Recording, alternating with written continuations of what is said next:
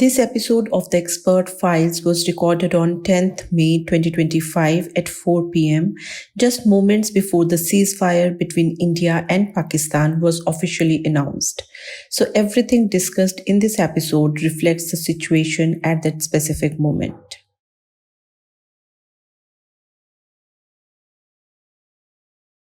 बाईस अप्रैल 2025 पहलगाम टेररिस्ट ने गोलियां बरसा के पॉइंट ब्लैंक रेंज पे 26 सिविलियंस को बेरहमी से मार दिया।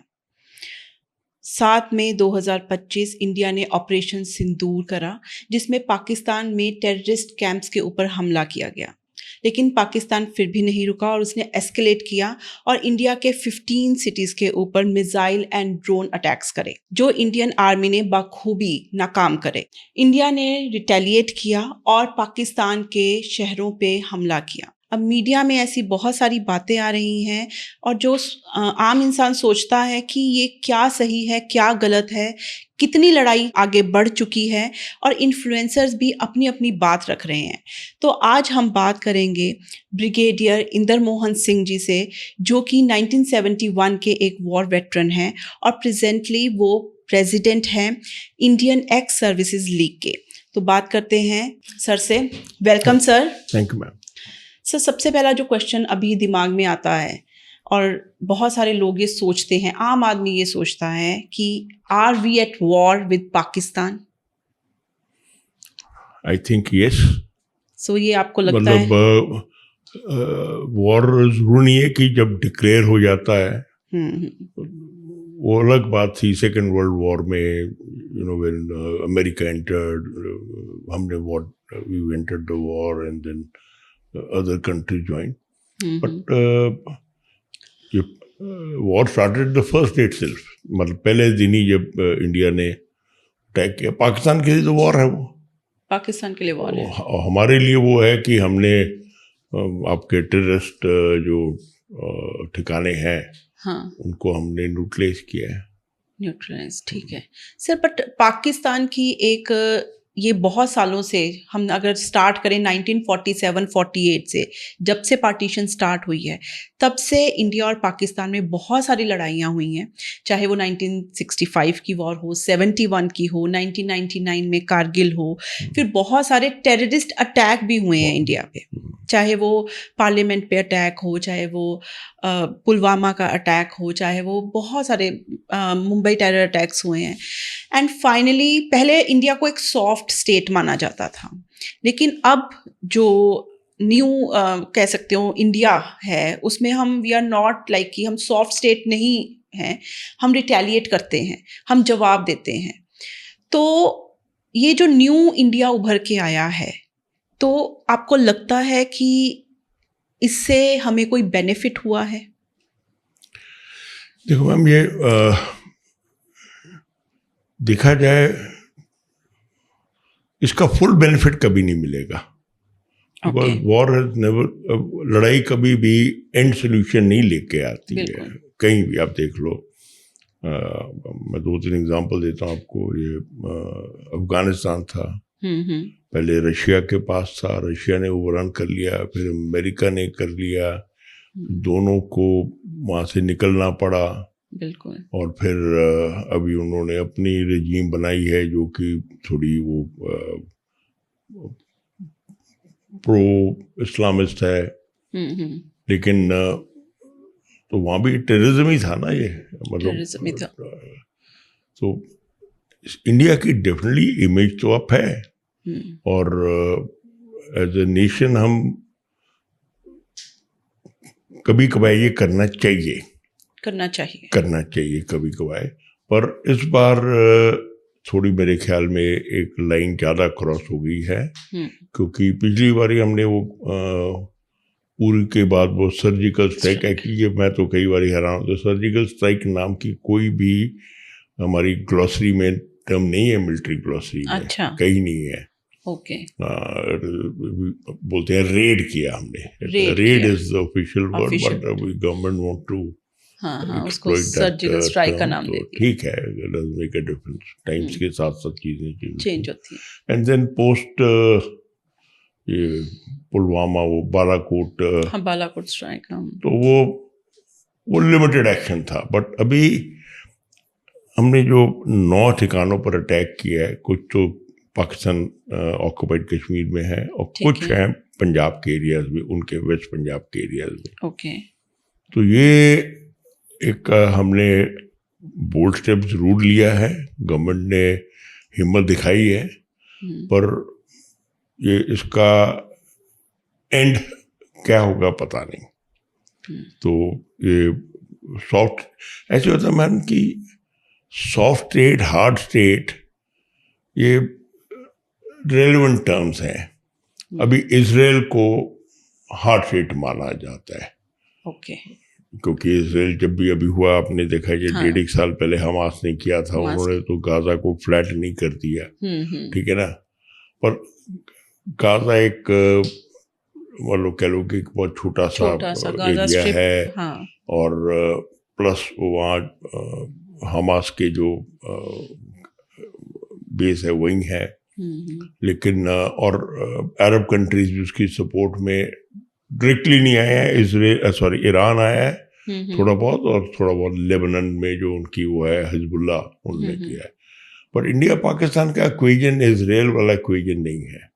Okay. India and Pakistan both are nuclear parts, and yes हमारी आर्मी जो है पाकिस्तान से बहुत ज़्यादा स्ट्रांग है, न्यूमेरिकली भी स्ट्रांग है, इक्विपमेंट में भी स्ट्रांग है, हमारी इकोनॉमी भी उनसे बढ़िया है।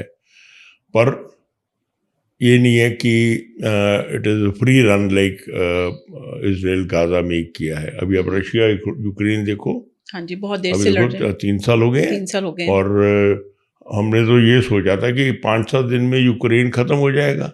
हाँ। और यूक्रेन मिलिटरली वीक है, बट उनको फाइनेंशियल सपोर्ट यूएसए से और यूरोप से इंडिया के डिफेंस बजट से ज़्यादा मिल रही है। ओके। उनकी जो फाइनेंशियल जो सपोर्ट है from USA and west Europe countries, Hindustan की डिफेंस बजट से भी ज़्यादा है।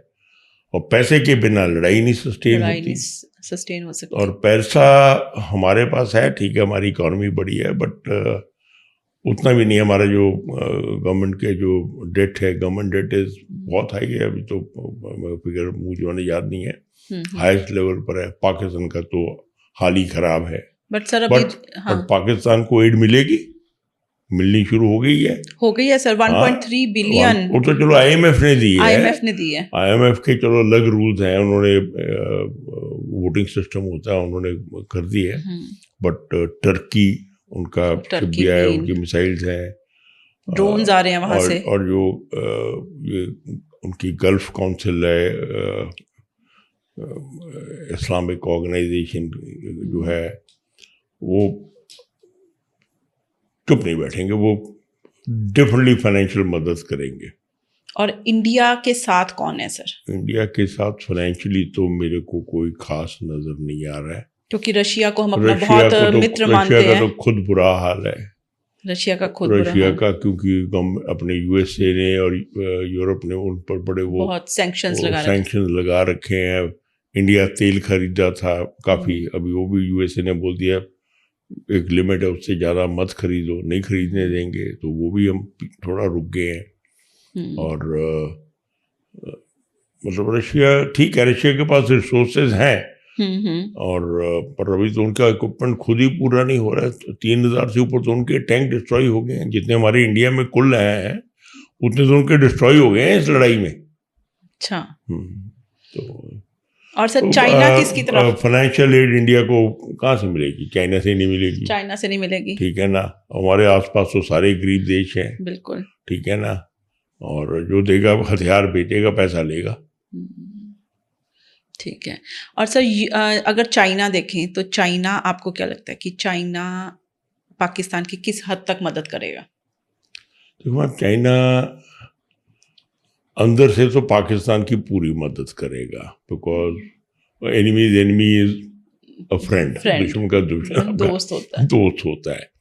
लेकिन चाइना कोशिश करेगा कि एक लिमिट के ऊपर ये लड़ाई ना जाए, और पाकिस्तान उसी की बात सुनेगा किसी और की नहीं सुनेगा। यूएस की भी नहीं सुनेगा? नहीं। क्यों? क्योंकि यूएसए का ऐसे मैम, यूएसए के अपने इंटरेस्ट हैं कई एक, और चाइना की इन्वेस्टमेंट बहुत हुई है पाकिस्तान में। इनका जो कॉरिडोर है, इनकी जो और पोर्ट बन रहा है गवादार, तो नंबर 1 मिलिटरीली यूएसए सपोर्ट नहीं करेगा पाकिस्तान को। बिल्कुल।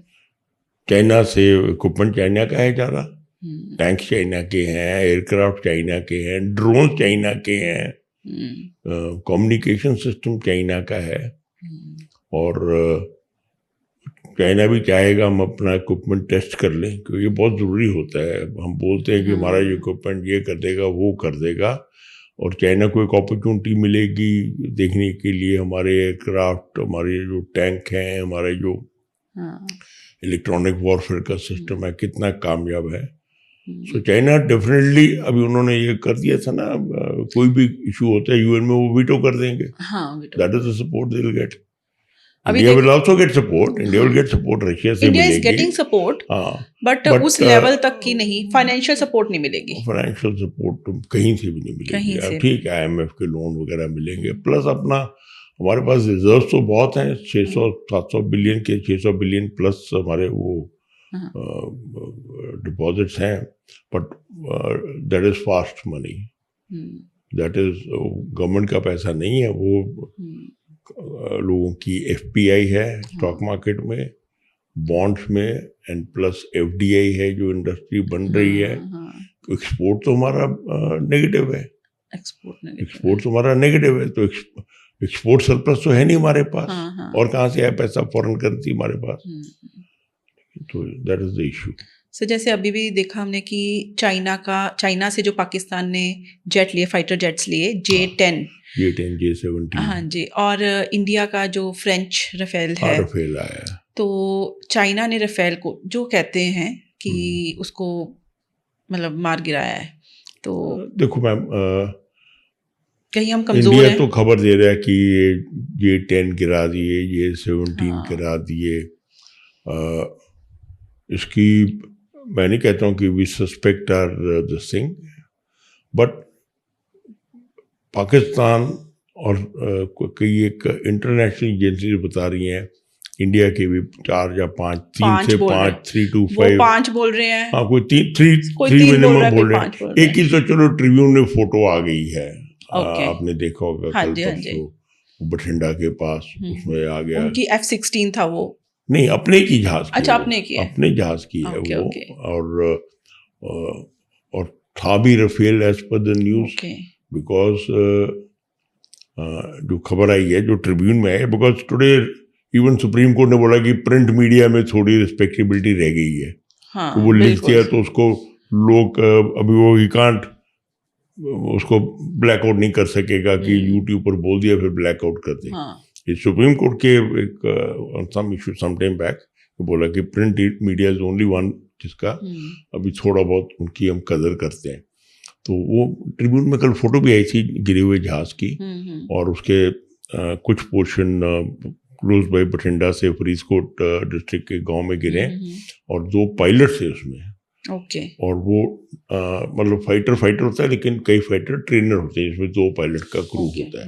तो इसमें 2 पायलट थे, और एक फ्रेंच एजेंसी ने किसी ने कहा कि ये पहला एयरक्राफ्ट था जो इंडिया ने दिया था, फ्रांस ने दिया था 5-6 साल पहले इंडिया को, और ट्रेनर ही पहले आते हैं, क्योंकि उसमें फिर ट्रेनर फर्क है, ट्विन सीटर है, बाकी सेम है, ट्विन सीटर होता है, एक इंस्ट्रक्टर के लिए, एक स्टूडेंट के लिए। तो हम कह सकते हैं कि मतलब तो अभी उसकी तो अखबार में खबर आई है, वो तो one can't deny it, Tribune ही उसको रिफ्यूट कर सकते, हम तो कर नहीं सकते। और बाकी ये एक खबर आ रही है JNK में 2 जहाज गिर गए हैं, बट अभी पाकिस्तान का जो व्यू है वो तो हमारे पास आ नहीं रहा है। इंडिया ने कोई बोल दिया कि हमारा कोई जहाज नहीं गिरा है, ऑफिशियल जो है, और तो वहाँ एक किस्म का ब्लैकआउट है, आई थिंक ये न्यूज़ में ब्लैकआउट है। और लड़ाई में अगर उनके 10 गिर गए, हमारे 2-3 गिर गए, दैट इज पॉसिबिलिटी है, क्योंकि आफ्टर ऑल उनके पास भी इक्विपमेंट इसीलिए खरीदा उन्होंने भी, ये इसी काम के लिए खरीदा। तो एनी ये नंबर्स गेम है, ये इसका ज़्यादा इफेक्ट नहीं होना चाहिए। हाँ। और ना ही इसको हमें सेटबैक समझना चाहिए, ना ही सेटबैक, ना ही एक विन ना समझ। ठीक है, लड़ाई है तो इक्विपमेंट डैमेज होगा, डैमेज होगा। तो इसमें छुपाने की भी बात नहीं, सही नहीं है। और ब्रेवुड भी नहीं है कि हमने इसने पाकिस्तान के इतने जहाज गिरा दिए, उसमें भी कोई शान नहीं है। लड़ाई है तो जो तगड़ा है वो दूसरे पर हावी होगा। हाँ। तो सर जैसे मीडिया में ना बहुत सारी मिस इन्फॉर्मेशन बहुत है। एक तो मुझे लगता है कि जो हम इंडिया की न्यूज़ सुन रहे हैं, पाकिस्तान बैशिंग बहुत है। मुझे लगता है पाकिस्तान में भी इंडिया बैशिंग बहुत होगी, जो आम लोग बहुत कर रहे हैं। तो मुझे लगता है कि दोनों सोल्जर्स लड़ रहे हैं, पर क्या जो मीडिया में दिखा रहे हैं इतना लोगों को डरा भी रहे हैं, एक्चुअली दिखाने के साथ साथ डरा रहे हैं। जो आम जनता है उसको इतना डर लगने लग गया है कि जब वो टीवी ऑन करता है उसको लगता है कि बस बम तो उनके ऊपर ही गिरेगा। क्या ये एक्चुअल में ये सिचुएशन है इस वक्त? नहीं मैम, एक्चुअल सिचुएशन ये जैसे जम्मू में परसों हुआ था, वहाँ हो सकता है क्योंकि सिटी है, पैनिक हो जाएगा। बाकी ये खेतों में कोई मिसाइल का अपने आप गिर गई या इंडिया ने गिरा दी, उसका क्या पैनिक होना है। और बाकी मीडिया की तो बात ही छोड़ो, मतलब शर्म आती है जिस तरीके से वो बात करते टीवी हैं। चैनल्स को देखकर। एक आजकल ग्राफिक्स बहुत आगे हैं, बस वो सच क्या है झूठ क्या है फर्क पता नहीं चलता। दूसरी बात ये है, मैं तो कभी किसी फोटो से अभी जो डे टाइम विजुअल्स आएंगे ये इसकी भावलपुर की या मुरीद की वो ठीक है, फोटो आई है, ये पहले बिल्डिंग से भी ये टूटी हुई है। अब बाकी वो रात को ये ट्रेसर हैं, ये जो रात को दिखाते हैं ना, कि वो लाइंस जा रही हैं, डॉट्स जा रहे हैं, ये ड्रोन नहीं है। अच्छा, ये ड्रोन नहीं है, ड्रोन बैटरी पार्ट है। ड्रोन इंजन से नहीं चलते, ना उनके कोई थ्रस्ट इंजन है, कुछ भी नहीं है, होंगे थोड़े बहुत, लेकिन आजकल सब बैटरी पार्ट है। और उनके कोई बिजली नहीं है, कोई लाइट नहीं है। लेकिन जो एयर डिफेंस गन्स फायर करती हैं, ये जो ट्विन गन्स है हमारे पास, शिल्का है, इनमें ट्रेसर होता है। ट्रेसर मीन्स वो लाइट छोड़ता है, शो करता है जब राउंड चलता है। ट्रेसर में एक और ट्रेसर नहीं, सारे एडी एम्यूनिशन में एक वो रखी जाती है टेक्नोलॉजी कि ये आफ्टर सम टाइम, जिसका इसका फ्लाइट टाइम है, it should explode. So that, नहीं तो वो कहाँ हजारों राउंड जहाँ गिरेंगे, शेल्स भी गिरेंगे उनके, होते छोटे हैं 4 इंच के, but they can cause damage. तो ये सेल्फ डिस्ट्रक्शन होते हैं। वो जो हवा में दिखाते हैं ना, ये चिंगारी हुई बढ़िया, वो ट्रेस जो इसके एम्यूनिशन है एडी का, वो सेल्फ डिस्ट्रॉय हो रहा है। अभी लोगों को पता नहीं है, लोग सोचते हैं वो जैसे वो महाभारत का एक सीरियल में दिखाए थे, तीर चल रहे हैं, वो ऐसा कुछ नहीं है। वो कोई हिट होगा, कोई यूएवी या ड्रोन हिट होगा, जरूर होगा, इतनी इंटेंस फायरिंग होती है। पर ये जो वो दिखते हैं ना डॉट, रेड कलर के, वो अपनी गन्स का ही आर्म स्केल होता है। 4 राउंड के बाद एक ट्रेसर ट्रेसर जलता है, फिर उससे गन, क्योंकि ये पुराना इक्विपमेंट है, ये जो ईडी गन्स हैं, पर अभी हाई वॉल्यूम है, वो फिर क्रू को पता लगता है कहाँ जा रहा है। फर्ज करो ड्रोन तो उनके रडार पर ट्रैक है, ठीक है ना, तो गोलियां तो नहीं दिखती ना, तो गोलियां देखने के लिए वो ट्रेसर होता है, अभी कहाँ हमारी लाइन ऑफ फायर क्या है। टैंकों में भी है, ये मशीन गनों में भी होता है, और ईडी में भी होता है। और ये S-400 क्या है सर? हाँ जी, S-400 मैम एक दुनिया का बेहतरीन एयर डिफेंस सिस्टम है, रशियन है। इंडिया ने कॉन्ट्रैक्ट किया था, मेरे ख्याल हो गए 5-6 साल हो गए इसको कॉन्ट्रैक्ट किए, और कुछ आधे के करीब आ गया हमारे पास। पूरा नहीं आया अभी? पूरा नहीं आया, क्योंकि फिर रशिया को खुद जरूरत पड़ गई। सो ये मेरे ख्याल में ये खबरें गलत हैं कि ड्रोन पर S-400 चला देंगे।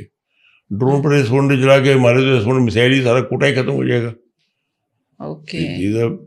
वेरी एक्सपेंसिव, बहुत महंगा इक्विपमेंट है ये मिसाइल जो है।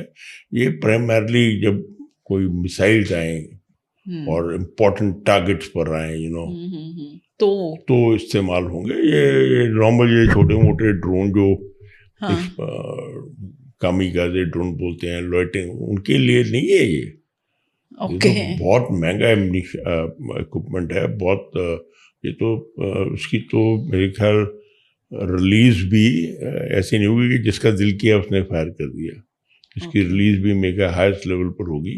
And all important target, big target, Delhi लगा लो, कोई भी बड़ा शहर, दिल्ली खास करके कैपिटल है अपना, तो वहाँ हो गए। बाकी अगर सोचें कि ये एमनीशन डंप बदोवाल के लिए S-400 लगी है, यहाँ नहीं लगी है, तो लगी है। मैं जो I am not even if I know I will not share, but लगी हैं, पंजाब में भी लगी हैं ये batteries, but they are not for routine. ये ड्रोन आ गए उन पर फायर कर दो।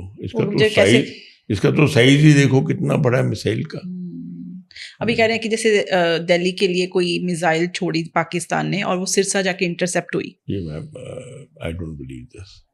मैं नहीं, इसको बात ये है कि आपको क्या पता उसने दिल्ली के लिए, अभी वो जो सिरसा में गिरी है वो बोल रहे हैं दिल्ली के लिए थी। अब ऐसी टेक्नोलॉजी कोई नहीं है हमारे पास कि हम बता सकें कि जो पाकिस्तान से मिसाइल चली है या वो कहाँ गिरेगी, वो कहाँ के लिए है। हो सकता है सिरसा के लिए हो सकता है हिसार कंटोनमेंट के लिए हो सकता कहीं और जाने के लिए हो, पर definitely I mean this is all सब मीडिया की कहानी है। सबने अपना चैनल बेचना है। ये कहानी है। और सर जैसे यूएस के जो वाइस प्रेसिडेंट हैं JD Vance, उन्होंने कहा है कि मतलब हम इन दोनों के बिजनेस में नहीं आएंगे, इन दोनों का काम है, हम बीच में नहीं आएंगे। लेकिन जो उनके फॉरेन मिनिस्टर हैं वो हैं रूबियो मार्को। तो रूबियो मार्को उन्होंने अभी बोला, कल बोला है। हाँ। तो रूबियो मार्को जबकि वो लगातार बातचीत कर रहे हैं पाकिस्तान के साथ भी और इंडिया के साथ भी, उनके प्राइम मिनिस्टर और अपने फॉरेन मिनिस्टर, हाँ जी, डॉक्टर S जयशंकर। तो ये कंटिन्यूस बातचीत हो रही है। तो एक तरफ यूएस कह रहा है कि हमें कोई लेना देना नहीं है तुमसे, तुम जो मर्जी करो, और एक तरफ वो डीएस्केलेट करने की भी कोशिश कर रहा है। तो यूएस का एक्चुअल स्टैंड क्या है आपके हिसाब से? ये जो पावरफुल मुल्क है ना, यूएसए खास करके, जब पीछे ये ट्रेड वॉर चली थी, कई एक अच्छे पोस्ट आए थे इंटरेस्टिंग कि अमेरिका से दुश्मनी भी तो खराब है, दोस्ती भी खराब है।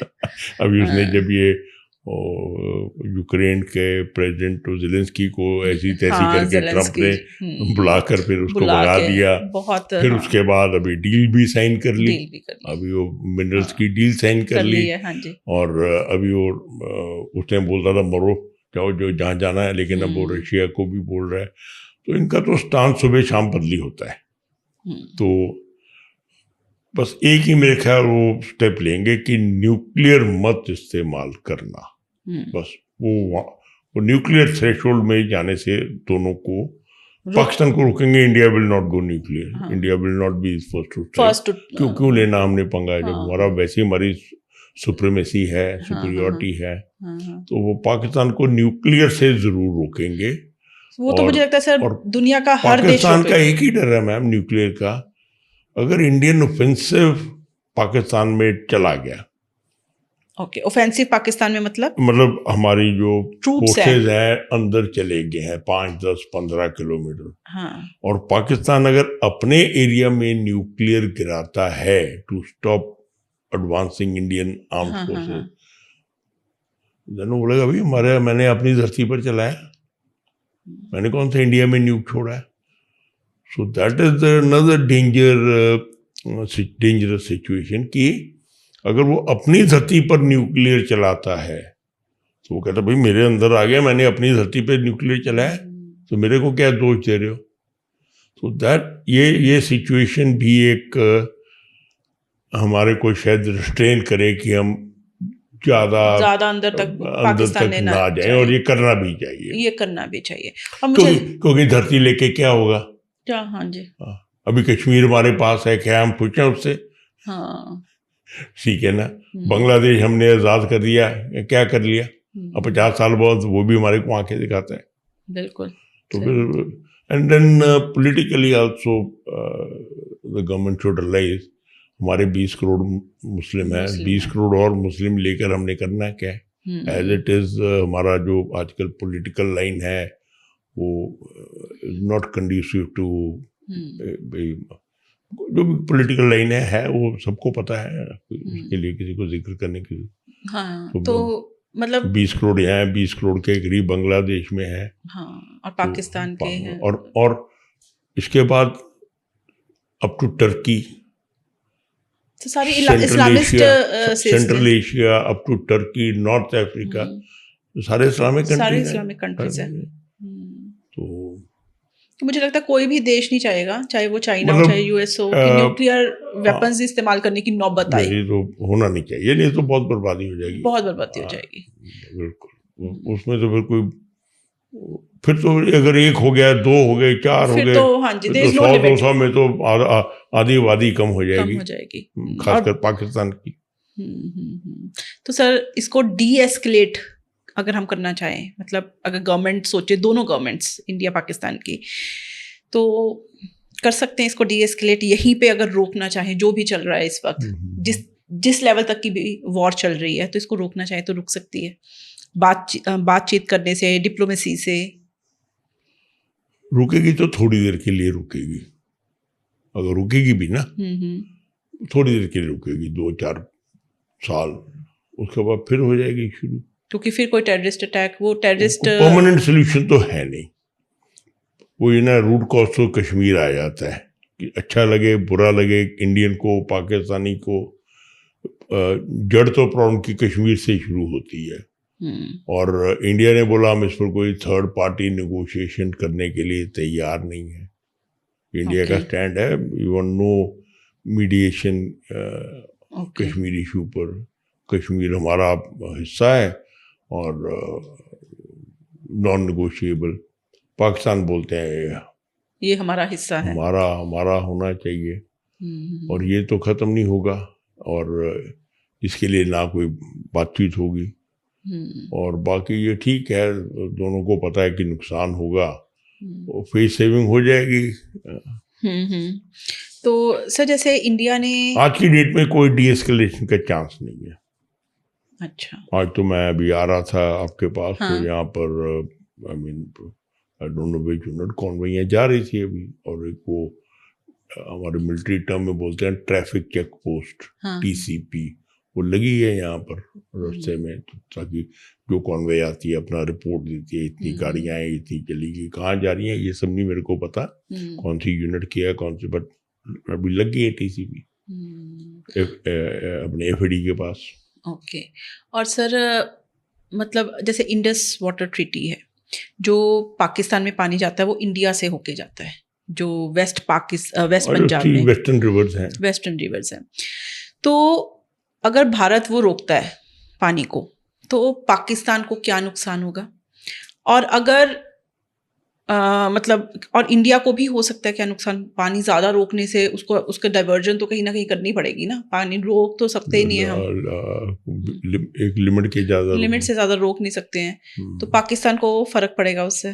ज़्यादा नहीं। देखो 3 रिवर हैं, इंडस, हाँ जी, मैं वहाँ 2 साल रह के आया हूँ, जहाँ से इंडस इंडिया में एंटर करती है चाइना से, बिल्कुल फ्लैट एरिया है और बिल्कुल मस्त चलती है, ठीक है। थोड़ा पानी विंटर्स में तो पानी भी थोड़ा जम भी जाता है, सारी रिवर लद्दाख में जम जाती है, और समर्स में पानी चलता है, और 50 किलोमीटर जमचौक है पॉइंट, इंडिया का कह लो ईस्टर्न मोस्ट पॉइंट, जहाँ पर चाइना का बॉर्डर, जमचौक है जगह। ओके जी। मैं तो बहुत बार गया हूँ वहाँ पर। अच्छा। वहाँ से जब इंडस एंटर करते बिल्कुल फ्लैट, जैसे अपनी गैंजीज है, पर इतनी चौड़ी भी नहीं है, थोड़ा ही पानी है, ज़्यादा पानी नहीं है, पर मानसून में आता है, जब बर्फ पिघलती है तब होता है, और फिर वो 50 किलोमीटर फ्लैट एरिया में चलती है, फिर वो टर्न करती है लेक की तरफ, यानी कह लो वेस्ट की तरफ। ओके। वहाँ से जैसे ही टर्न करती है दोनों तरफ बहुत बड़ी रिज लाइन्स हैं। ओके। वो तो बल्कि हेलीकॉप्टर से भी डर लगता है नीचे देख कर, वो बहुत डीप गॉर्ज बन और जाते हैं। डीप, हाँ। तो वो वहाँ से फिर उसकी फ्लो भी तेज हो जाता है, क्योंकि उधर हाइट है, उधर तकरीबन 14,500-15,000 फीट है, लेक 11,000 फीट पर है। ओके। तो वो फिर फ्लो, अभी वहाँ से पानी हम कहाँ ले आएंगे? वो पानी, ये तो है नहीं कि नहर जा रही है दुराहा में, उसमें से एक नहर निकाल दो, इधर ले जाओ उधर ले जाओ। तो वहाँ पानी तो कैसे आएगा? 300-400 किलोमीटर है हमारी प्लेन्स। रोड तो हमारे पास अभी भी कह लो वो नहीं है जो 12 महीने चलने वाले हैं। हाँ। पासेस बन रहे हैं। अपने वो क्या बोल रहे हैं, नया रोड डेवलप हो रहा है ये केलोंग के आगे जाकर, केलोंग से आगे जाके क्या पदम वैली के थ्रू। अच्छा जी। ठीक है ना, रोड तो हमसे हमारे बनने नहीं है।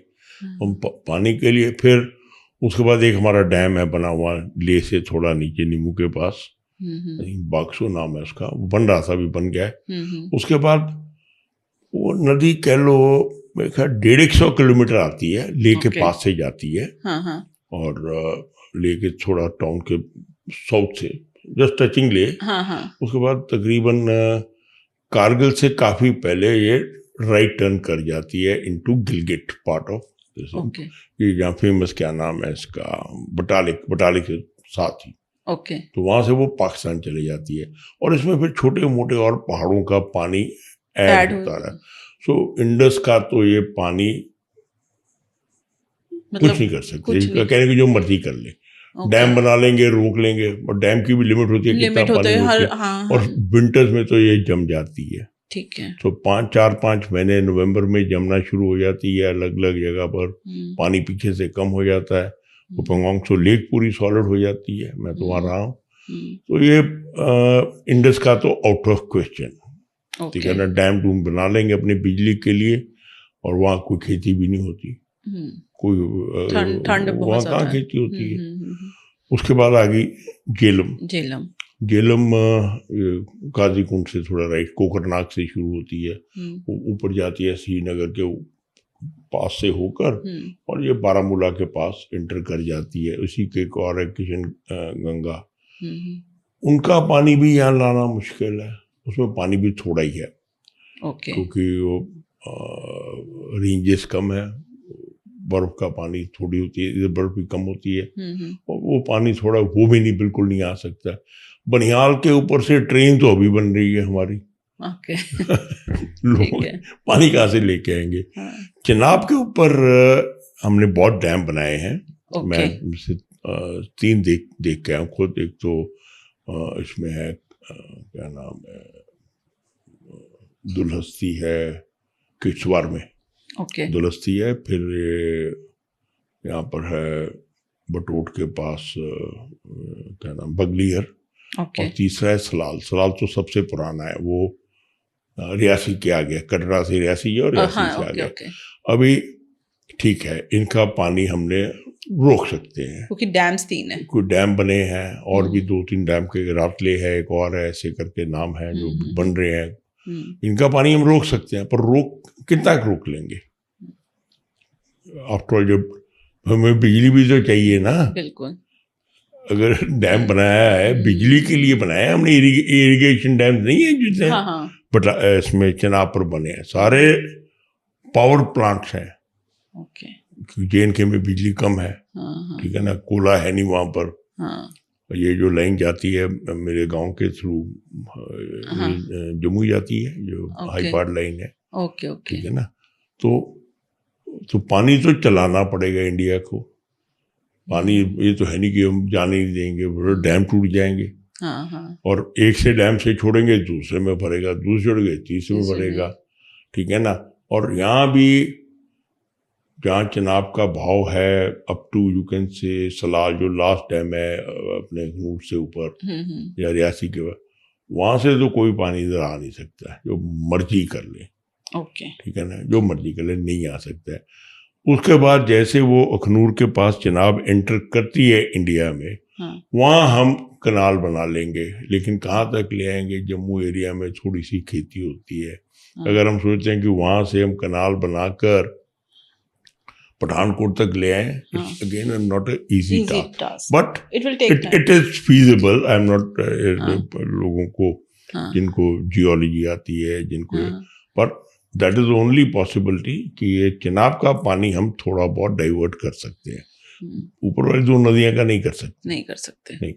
Right sir. सर पाकिस्तान जैसे इंडिया जो है वो पाकिस्तान भी डेमोक्रेसी, इंडिया भी, लेकिन पाकिस्तान इज प्राइमरली एक मिलिट्री स्टेट है। तो सारी कंट्रोल जो है पाकिस्तान में, तो वो मिलिट्री का है, ना कि उनके पीएम का उतना। तो उसका क्या असर है? तो इजी है उनको डिसीजंस लेने, या मतलब जैसे न्यूक्लियर वेपन्स भी बोलते हैं कि मिलिट्री के हाथ में है, तो इसका क्या हमारे पे असर हो सकता है? ऐसे है, शुरू से ही पाकिस्तान का जो पॉलिटिकल कंट्रोल है, पॉलिटिकल पार्टी इलेक्शन करती हैं, इलेक्शन जीतते हैं, बट जो चीफ ऑफ आर्मी स्टाफ, मतलब military army, not a full navy, जो पीएम है वो मतलब पपेट है काइंड ऑफ। अभी आपको पता है जियाउल हक बन गया था सिंह, उसके बाद ये मुशर्रफ आ गया था, आगे अयूब खान आ गया था। तो ये तो उनका एक सिस्टम बना हुआ है। कई बार हम पर्सनल लेवल पर बात करते हैं, मैं क्या, इंडियन आर्मी को हम लोग बोलते हैं यार कोई पूछता नहीं है, पॉलिटिशियन कोई बात नहीं करता है, गवर्नमेंट ऑफ इंडिया कोई हमारा ध्यान नहीं देती। मैं क्या, कम से कम पाकिस्तान को तो खुश नसीब समझो कि उनके तो हाथ में सारी पावर है। पर ये अकेला ये नहीं है, बहुत और कंट्रीज हैं जहाँ पर मिलिट्री का कंट्रोल है। बहुत कंट्रीज हैं, अफ्रीका में कई कंट्रीज हैं, ठीक है ना। ये गद्दाफी था और सदात था इजिप्ट में, पर ये पीस टाइम के लिए ठीक है। लड़ाई के टाइम पर चीफ भी उनका घबराएगा कि क्या करूं, जैसे हुआ है यहिया खान, बांग्लादेश की लड़ाई हुई, उसको समझ नहीं आया क्या करूं। अगर पॉलिटिशियन है, तो पॉलिटिशियन के पास पावर है, बोल देगा भैया तुमने बोला था, हम तुम्हारे हुक्म पर चले थे, और ये रिजल्ट है, अब तुम संभालो।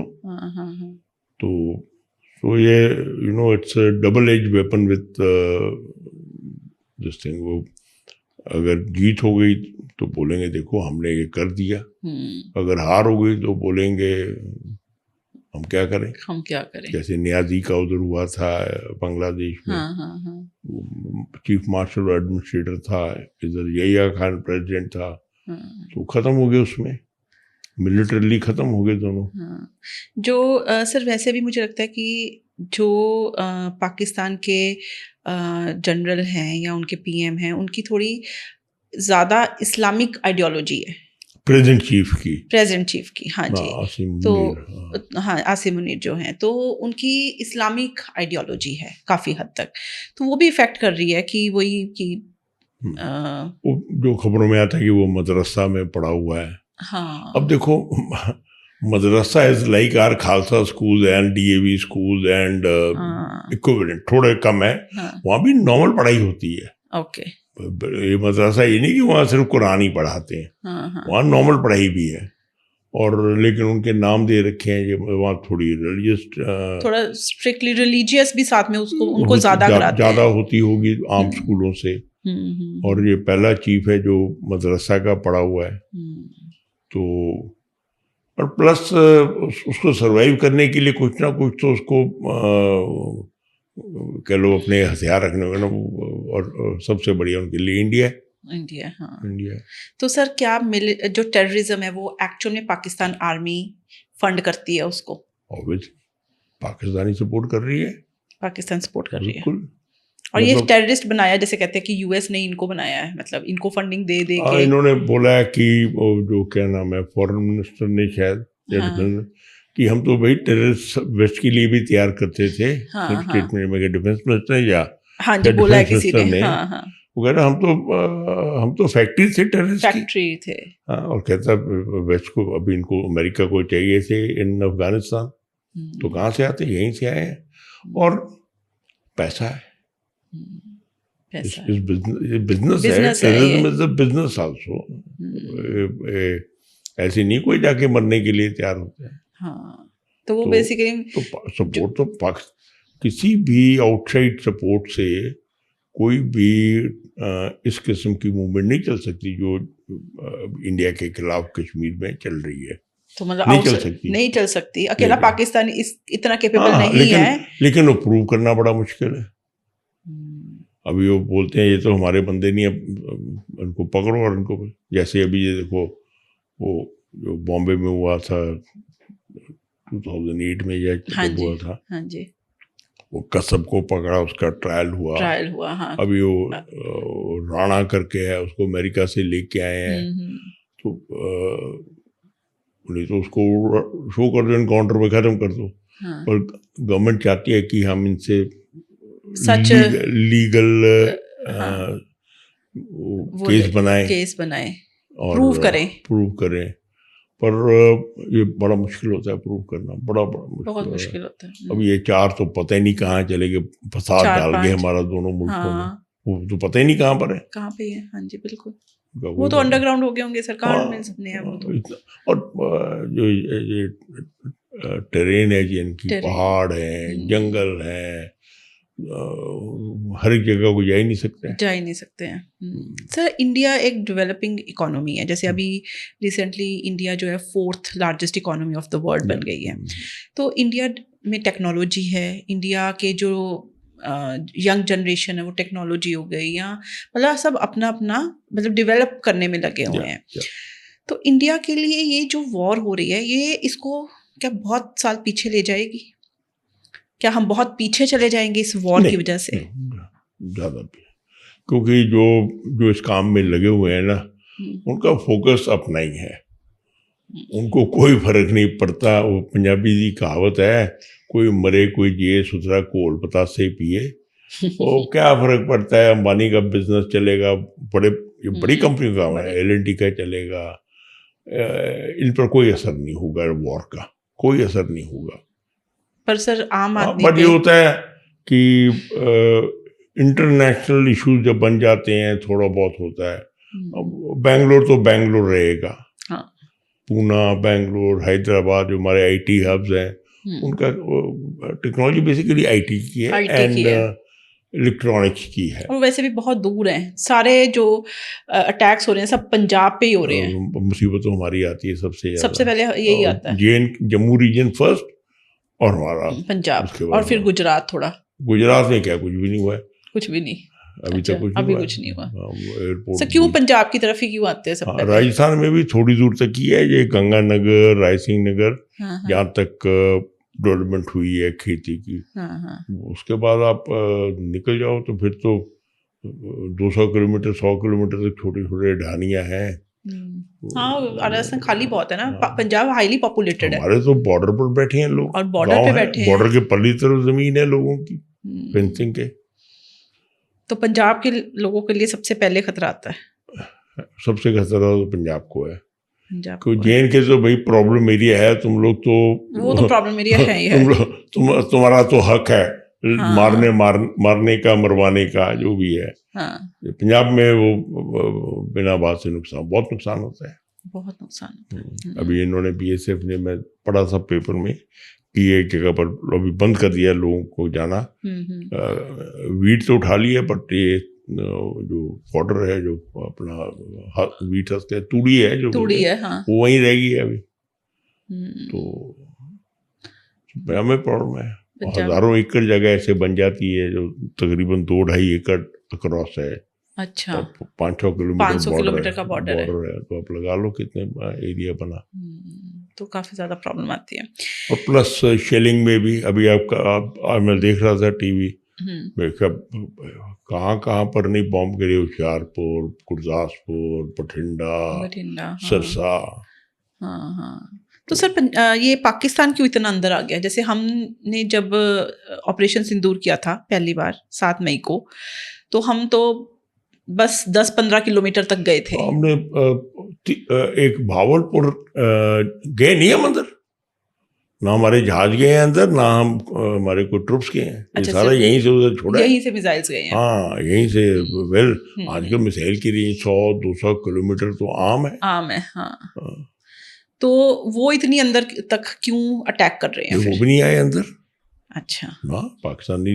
नहीं मिसाइल्स क्यों इतनी, मतलब मिसाइल अभी रिटेलिएट करना है, वो रिटेलिएट JNK में ज़्यादा किया उन्होंने, जम्मू में बहुत किया, और पुंछ में, रजौरी, पुंछ, जम्मू, और आगे थोड़ा कम है।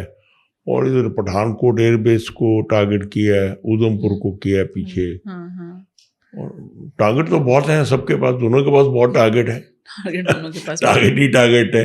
पंजाब में सबसे ज्यादा मिलिट्री स्टेशन है in the country. I mean size के मुताबिक 15 के करीब मिलिट्री स्टेशन है।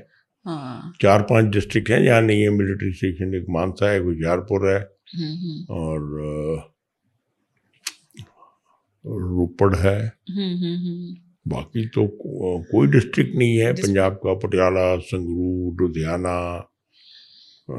बठिंडा, जलंधर, कपूरथला, फिरोजपुर, फरीदकोट, अमृतसर, गुरदासपुर, हर एक में मिलिट्री स्टेशन और ब्रिगेड एंड अबव है। तो सर, अगर न्यूक्लियर वॉर हो जाती है, जैसे इंडिया ने तो साइन किया हुआ है नॉन प्रोलिफरेशन ट्रीटी, और ये भी साइन किया हुआ है नो फर्स्ट यूज, पाकिस्तान ने नहीं करा हुआ है। तो हम तो पहले न्यूक्लियर बॉम्ब्स नहीं करेंगे, नो फर्स्ट यूज। लेकिन पाकिस्तान पहले तो मिलिट्री की, पहली बात तो उनके मिलिट्री के कंट्रोल में है, और सेकंड है कि कुछ मीटिंग भी अभी हुई है न्यूक्लियर मीटिंग के नाम से उनके। किसकी? पाकिस्तान वालों की ही। अच्छा, उनकी अंदरूनी मीटिंग हुई है। तो चांसेस हैं सर न्यूक्लियर वॉर या न्यूक्लियर वेपन पाकिस्तान यूज करे? मैं एक रिलेटेड इनपुट देता हूँ। मैं स्टॉक मार्केट में बहुत इंटरेस्ट लेता हूँ, शौक है। ओके। पैसा बन भी जाता है, जाता भी है। तो मैं एक मिस्टर सुशील केडिया हैं, जो केडियानॉमिक्स के यू कैन से फाउंडर हैं। तो 2-3 दिन पहले उनका मैसेज आया, कहता लोग पूछ रहे हैं मेरे को कल क्या लेना है। वो कहता भगवान का नाम, मतलब क्या शेयर किया, कहता भगवान का नाम। कहता कुछ पूछते हैं कल क्या बेचना है, कहता जो जी में आए बेच दो। तो कल मार्केट 700-800 पॉइंट बैंक निफ्टी और 300 पॉइंट डाउन, 250-300 निफ्टी गिरी है। तो न्यूक्लियर होगा तो पहले बात तो भगवान का नाम लीजिए। बच सकते हैं सर घरों में लोग? बच जाएंगे लोग घरों में? बचेंगे। इतने न्यूक्लियर की, देखो जापान छोटा सा मुल्क था, और आबादी भी उस टाइम तो बहुत थोड़ी सी, तो वो भी सरवाइव कर गया। पर यह कि उसकी जो इफेक्ट है अभी तक है। रेडिएशंस, म्यूटेशंस हो जाती हैं जीन्स में, और प्लस साइकोलॉजिकल इफेक्ट है पूरे मुल्क पर है। वो जनरेशन तो मर गई होगी। 46 वाले तो अभी लगा लो 54, 79 ईयर्स हो गए, तो 17 में थोड़े बचे होंगे, ठीक है ना। तो पर जो नेक्स्ट जनरेशन है उन पर भी असर है। बिल्कुल है। तो ये ना ही हो अच्छा है, और हो सकता है माय सजेशन वुड बी कि इंडिया आल्सो एक लाइन ड्रॉ कर ले, उसको आगे ना बढ़े। क्या करना है, क्या मिलेगा धरती लेकर के? हमारे पास बहुत धरती है, थोड़ी धरती है हमारे पास। वो तो है ही। सर ब्लैकआउट जब होता है तो आजकल के ज़माने में जैसे सैटेलाइट्स हैं, सैटेलाइट से सब पता चल ही जाता है। बिल्कुल। तो ब्लैकआउट का कोई ये हम लोग हमारे भी ग्रुप में आई थी कि ब्लैकआउट है, तो मैंने लिखा है we are fighting the last war. उस जमाने में था कि जहाज और सारा सिस्टम ब्लाइंड था। आज तो आपको अगर आपके घर पर मिसाइल गिरानी है, वो गूगल मैप पर आपका घर है, उसका लैटिट्यूड लॉन्गिट्यूड है। तो लाइट थोड़ी आने है, पायलट को भी लाइट नहीं चाहिए। पहले ज़माने में था जहाज रात को ब्लाइंड थे भी, वो हाँ यार ये नक्शा है। आजकल तो सारा कुछ इलेक्ट्रॉनिक है, और नीचे से रडार गाइड करने के लिए है, ऊपर से सैटेलाइट फीड देने के लिए। तो ये ब्लैकआउट तो मेरे ख्याल में नहीं होना चाहिए। तो ब्लैकआउट का कोई फायदा नहीं, मेरे हिसाब से नहीं होना, क्योंकि ब्लैकआउट एक फेयर पैदा करता है। फर्स्ट करो, जैसे हमने देखा था 2-4 दिन फिरोजपुर में हुआ था, इन्होंने हाँ हाँ लोग गाड़ियां चला रहे हैं, पुलिस गाड़ी वाले को, क्या फायदा। ठीक हाँ, है। कोई इम्पोर्टेंट इंस्टॉलेशन है जहाँ पर कोई टेररिस्ट अटैक हो सकता है, वहाँ अगर आपने प्रोटेक्शन करनी पड़े। ब्लैकआउट तो आजकल है ही नहीं, मोबाइल में टॉर्च क्यों बना दी है हाँ कि लोगों लोकेशन भी को पता चल अंधेरे जाती से है। दूर रहे हम। हाँ तो ये तो this is ये not- तो ऐसी है, वो किताबें बनी हुई हैं, हमारी ड्रिल्स बनी हुई हैं, उसके हिसाब से बस उस पुराना। हिसाब से भी ब्लैकआउट कर दो, वो ड्रिल बदली नहीं हुई है सिविल डिफेंस की। तो आखिर में मैं यही कहूँगी कि हमारे सोल्जर्स बहुत स्ट्रेंथ से, ब्रेवरी से बॉर्डर पे लड़ रहे हैं। बस हमें काम रहना है, कंपोज रहना है, फालतू की न्यूज़ के ऊपर भरोसा नहीं करना है। सिर्फ जो गवर्नमेंट हमें इंफॉर्मेशन दे रही है उसी का ही ध्यान रखना है, पैनिक नहीं करना है। जब सिचुएशन जैसी गवर्नमेंट की गाइडलाइंस आती हैं उसको ज़रूर फॉलो करें, और बेवजह किसी भी न्यूज़ चैनल को देख के पैनिक बिल्कुल ना करें। So thank you sir, thank you so much.